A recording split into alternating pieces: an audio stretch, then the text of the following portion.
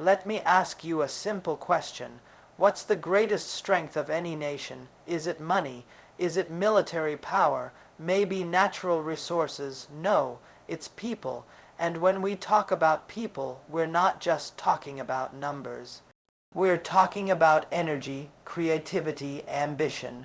We're talking about a generation that wakes up every morning with a hunger to grow, to build, to solve, to rise. That's what India has right now, a young, vibrant, and rising generation. Look around you. India is not just the world's largest democracy. It's on track to become the youngest major country on earth. Over 65% of its population is under the age of 35. That's not a statistic. That's a force. Now compare this to China. China had its growth miracle. Yes, it built cities. It lifted millions out of poverty. But today, China is aging faster than almost any country in modern history. Its one-child policy, once seen as economic strategy, is now becoming a demographic trap. The workforce is shrinking. The retirement burden is growing. And with fewer young people, there's less innovation, less agility, and frankly, less risk-taking spirit. You see, youth is not just about age. It's about mindset, and India's youth, they are curious, connected, ambitious, and entrepreneurial. They don't wait for instructions. They search, they try, they fail, they rise again. From remote villages to metro cities, young Indians are coding, creating startups, building solutions for local problems with global relevance.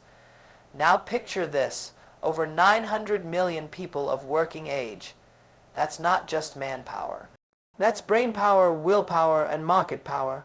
That's the kind of scale no country in the world, except India, can offer in the next 30 years. Not China, not the U.S., not even Europe. But here's the catch. And I want you to listen carefully. A demographic dividend is not automatic. It's a window, and windows don't stay open forever. India must invest in education, skill, building, and digital access now. If it does, this generation won't just power India's growth. It will drive the global economy forward. So when someone asks, can India really challenge China? I say, don't look at the GDP. Don't look at the military. Look at the eyes of its young people. There you'll see fire. There you'll see the answer. Let me walk you through something that not many people outside India understand. You see this phone. This isn't just a device in an Indian's pocket anymore. It's a bank. It's a classroom. It's a store. It's a passport to the future. India didn't copy the world. India leapfrogged it. Ladies and gentlemen, listen to me carefully. India didn't build on top of old systems. It built from the ground up. And in that process, it created one of the most exciting digital revolutions the world has ever seen. Let me give you a picture. Go to Bangalore, Hyderabad, Gurgaon, or even the narrow lanes of Indore or Bhubaneswar. You'll see something remarkable. Young people coding in cafes, pitching in coworking spaces, designing apps in 2 languages, solving problems their parents thought were impossible. These are not just startups. They are movements. Movements born from pain, from struggle, from ambition. You know what's the biggest difference between India's startup scene and China's? In China, innovation often flows top, down, state-backed, centrally pushed. In India, it rises bottom-up, from the streets, from the dorm rooms, from the dreams of 22-year-olds with broken laptops but unbreakable belief. Let me give you an example. Look at UPI, the Unified Payments Interface. Who would have thought a developing country would create the most advanced digital payment system in the world? India didn't wait for credit cards. It went straight from cash to QR codes. And then there's Aadhaar, over 1 billion people with digital identity, connected to services, banks, subsidy. No country in the world has ever done this at such scale. Not the S, not China, not Europe. This isn't just infrastructure. This is inclusion at scale. And here's the real story. Over 100 plus unicorns. Tens of thousands of funded startups. A new founder rising every single day. And you know what they're building.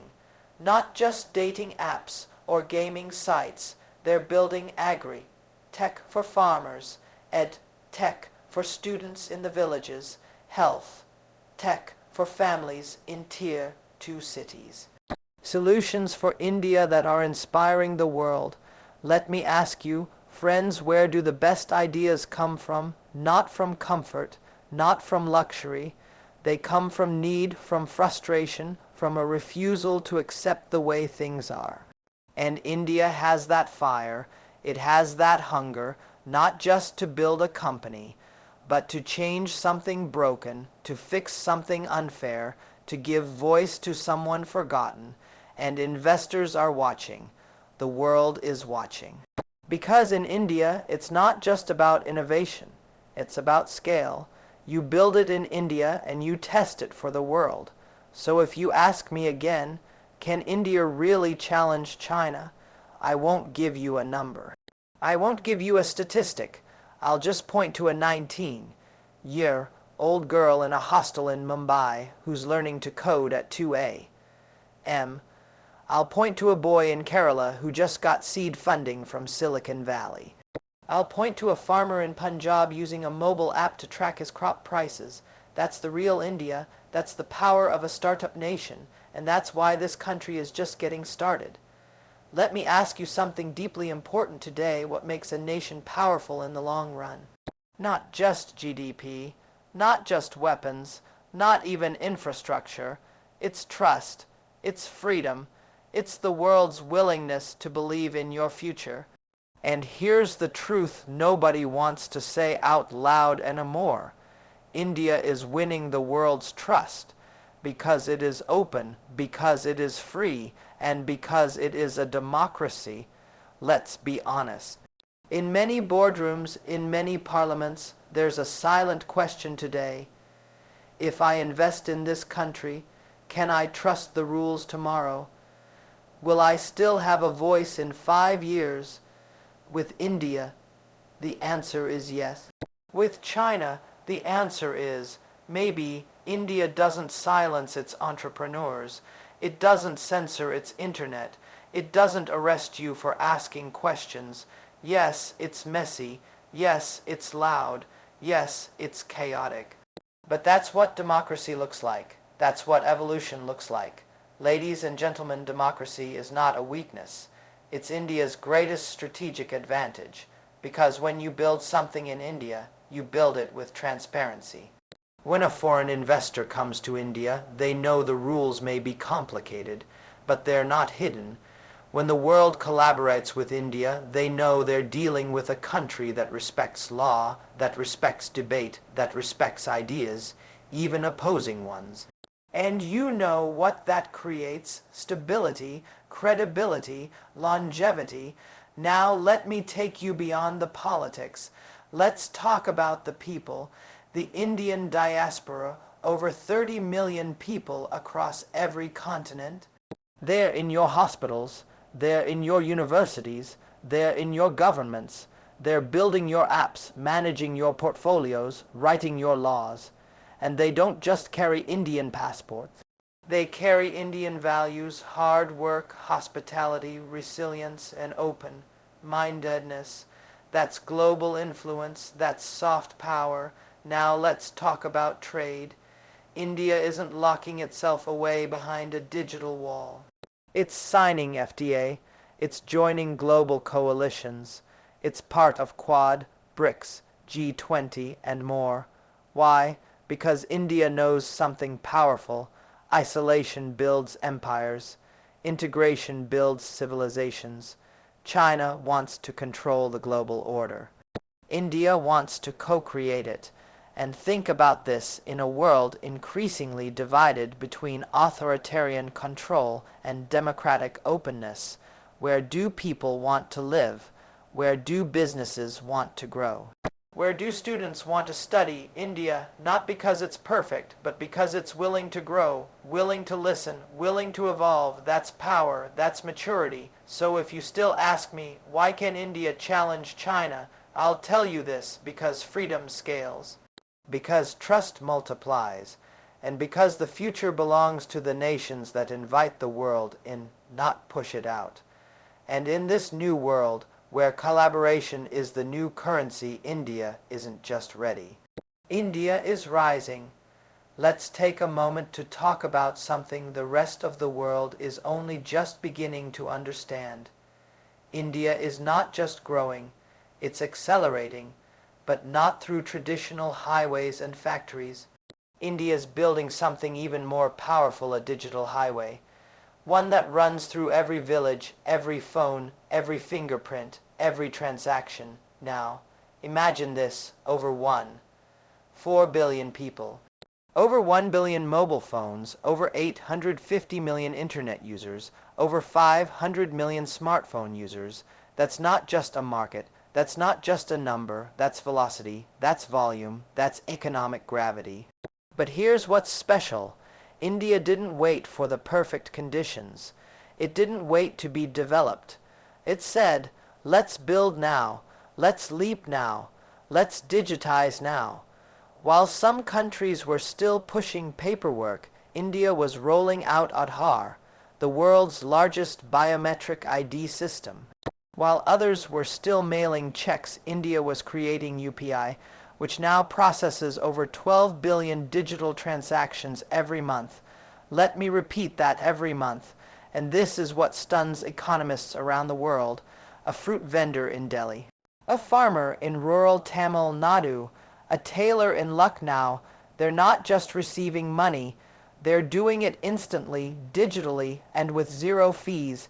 Tell me, where else in the world is this happening at this scale?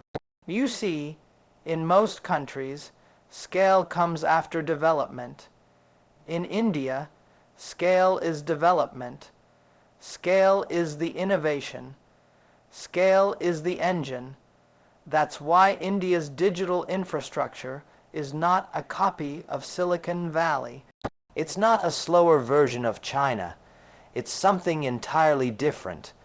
It's a public digital backbone where API are shared, not hoarded, where the government builds the rails and private innovators build the trains.